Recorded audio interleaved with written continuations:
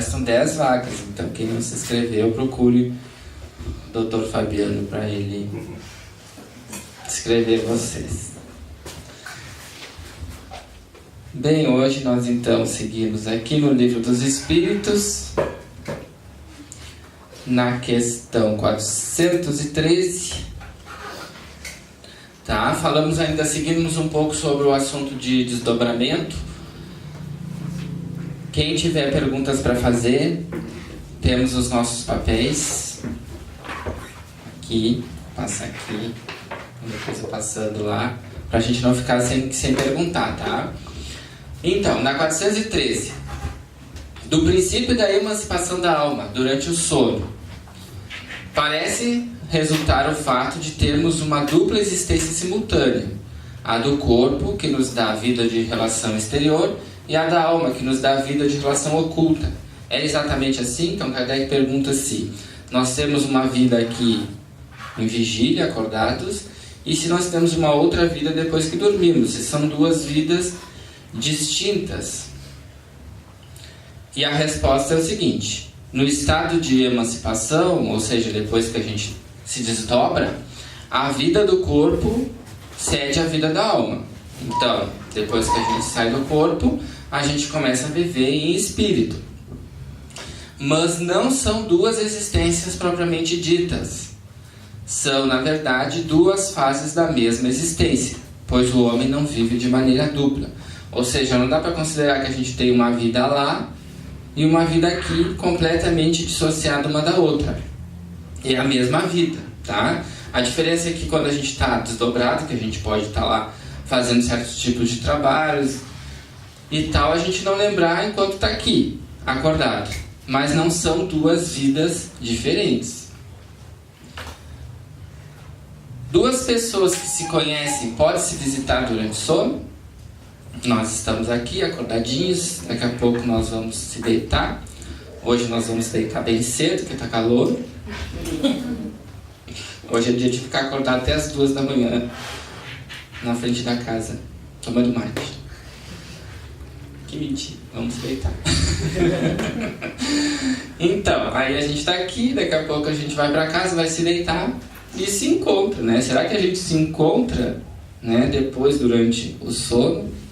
E a resposta é que sim. E muitas outras que pensam não se conhecer encontram-se e se conversam. Então a gente pode encontrar gente que se conhece aqui, pode encontrar pessoas que a gente nunca viu na vida, acordado, né? A gente pode ir para o outro lado do planeta e encontrar alguém que a gente nunca viu.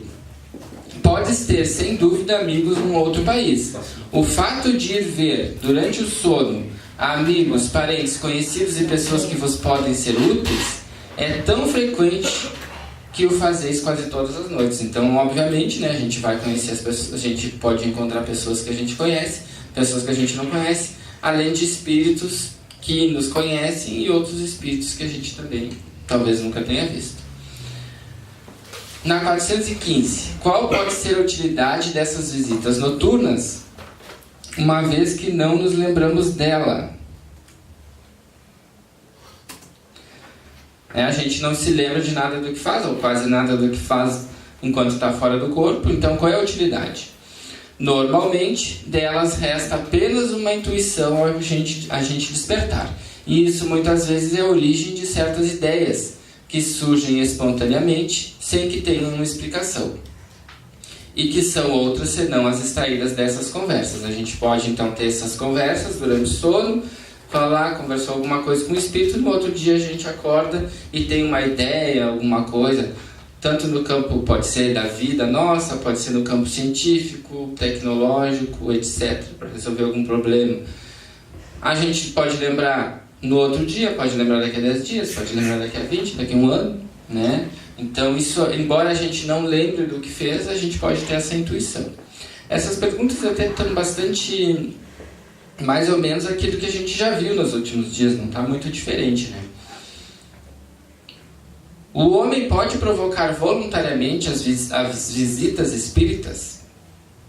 Ele pode, por exemplo, enquanto adormece, dizer: esta noite quero encontrar-me em espírito com tal pessoa, falar-lhe e dizer-lhe tal coisa. Essa pergunta aqui é bem interessante, né? Já começa a ficar mais interessante aqui, que está perguntando se a gente pode provocar um desdobramento, uma saída do corpo.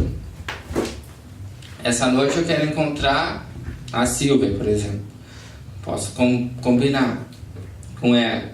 Vamos se encontrar. E aí, será que depois que eu vou dormir, eu digo que a gente combinou, será que a gente vai se encontrar? De fato?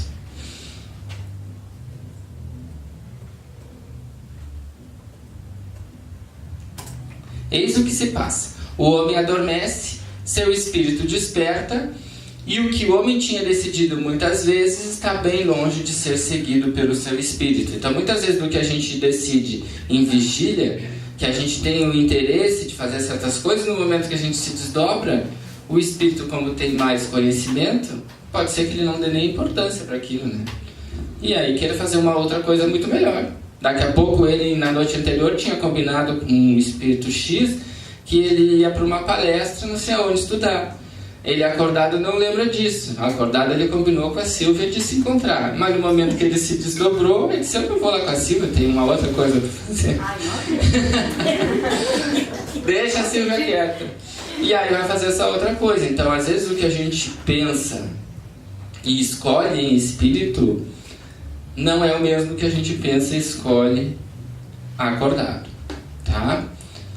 Pois a vida do homem pouco lhe interessa quando está desprendido da matéria, né? Quando o espírito já tem um certo grau, assim, um pouquinho mais elevado, quando eles têm essas oportunidades de sair do corpo, que é o casulo, né? Que é aquilo que nos prende à vida, ele quer fazer outras coisas que são mais espiritualizadas. Então, o que ele faz durante a vida pouco lhe importa. Isso vai lhe importando cada vez menos à medida que ele vai evoluindo. Já espíritos mais terra-terra, como nós, né, já se interessam bastante por aquilo que acontece durante a matéria. Então tem mais essa relação com o terra-terra do que um espírito mais evoluído, né? A gente de repente se desdobra e sai do corpo quando dorme e vai para um lugarzinho mais aqui no nosso plano, talvez até no plano etérico aqui mesmo, ou no umbral, vai visitar alguma cidadela, alguém que a gente conheça que esteja no umbral, ou algum lugar que a gente goste, né? A gente já falou isso nos outros dias, né? Porque tem casas lá no umbral, tem cidades como se fosse nós aqui, não necessariamente o umbral é o local onde tem só sofrimento. Tem vida lá também, então a gente pode de repente encontrar alguém que a gente gosta que está lá e tal. Quando a gente já tem um pouco mais de ascensão espiritual, aí a gente começa a ter acesso aos planos mais superiores, ao plano astral, de vez em quando ao mental, que é um plano ainda mais sutil, que já é bem mais difícil da gente poder ir. Outras vezes, mesmo a gente sendo ascensionado, também vai trabalhar no umbral, a trabalho, resgatar algum espírito, alguma coisa desse tipo. Mas lá na pergunta tem uma coisa muito interessante, que é se a gente pode provocar esse desdobramento. Ou seja, eu estou aqui agora, meia-noite, vou dormir e a gente vai ter um desdobramento natural, né? Porém, tem casos em que a gente pode provocar esse desdobramento, essa saída do corpo, de forma magnética, não natural. Então a gente, por exemplo, aqui agora, daqui a pouco eu digo para vocês, vamos fazer um exercício de desdobramento. Nós vamos pegar nós aqui, vamos colocar várias colchonetes, cada um vai se deitar, e aí vai ter um operador que vai induzir vocês, através de exercícios de abertura de chakras, e vai induzir vocês a saírem do corpo de forma magnética. Pode acontecer isso aí. E aí nós vamos fazer, digamos assim, vamos fazer os exercícios de desdobramento para fazer tal coisa em tal lugar. Aí alguém induz vocês a se desdobrarem do corpo, saírem do corpo, e aí a gente se desdobra.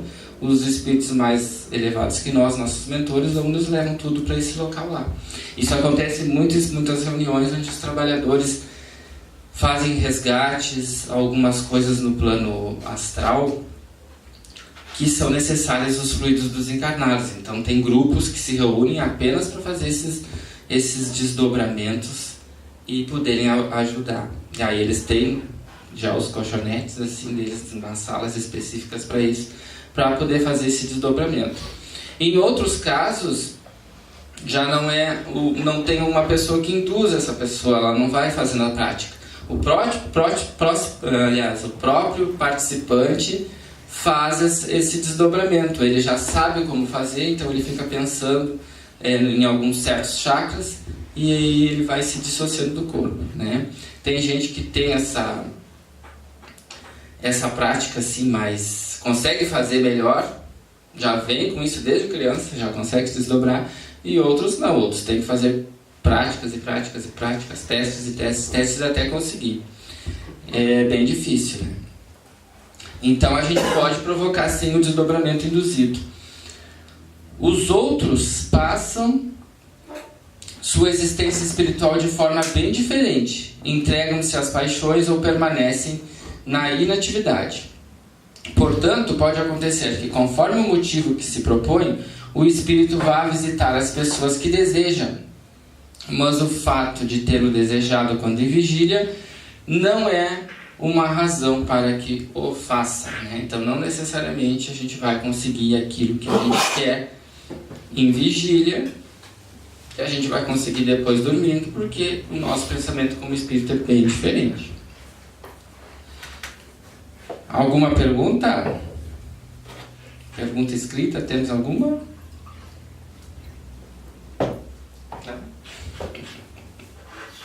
Só complementar aí o que tu falou, Matheus. Outras formas de desdobramento consciente é usado também por áudios binaurais com ondas alfa, que aí tu consegue facilitar esse desacoplamento do espírito conscientemente. Tu diz com áudios pré-gravados? Gravados, sim, ondas alfa. Sim, tem bastante. A frequência alfa é a melhor para acontecer esse desdobramento da pessoa consciente. Tem uns vídeos, inclusive, do Saulo e outros que tem no YouTube. Aí vocês colocam técnicas de desdobramento. Aí vai ter um vídeo lá de 30 minutos onde ele vai fazendo isso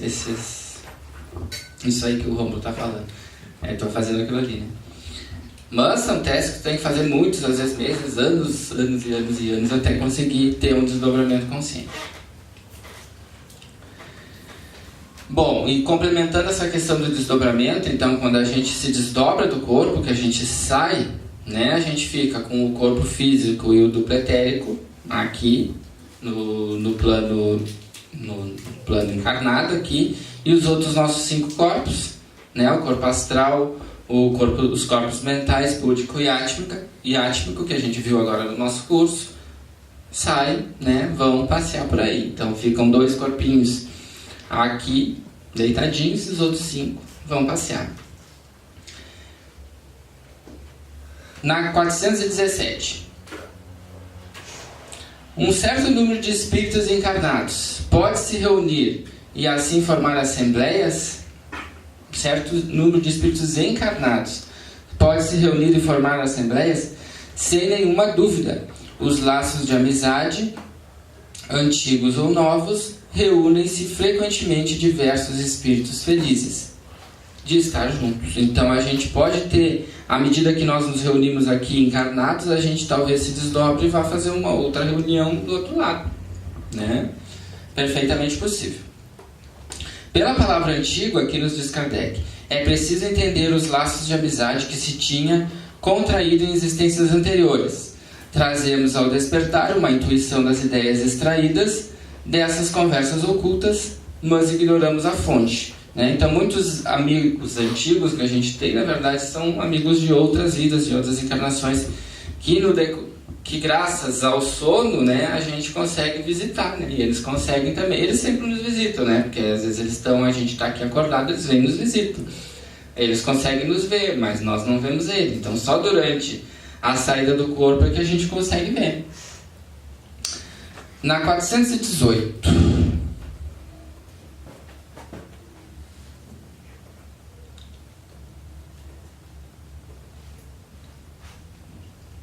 Eu acho que eu engoli a 418.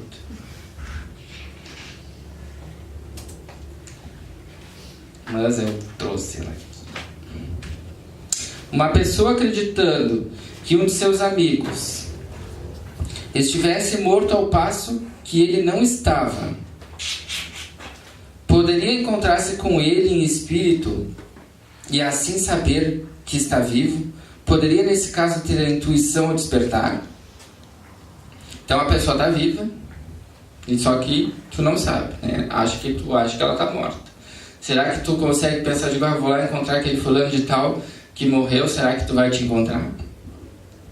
Como espírito, essa pessoa certamente pode vê-lo e conhecer seu destino. Se não lhe foi imposto como prova acreditar na morte de seu amigo, ela terá um pressentimento de que ele vive, assim como poderá ter de sua morte.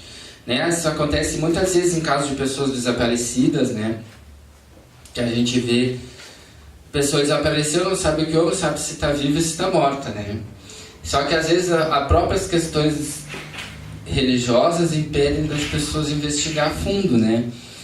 Mas tem certos meios, né, através de pessoas videntes ou pessoas que se desdobram, que poderiam ter essa visão se essa pessoa morreu de fato ou não.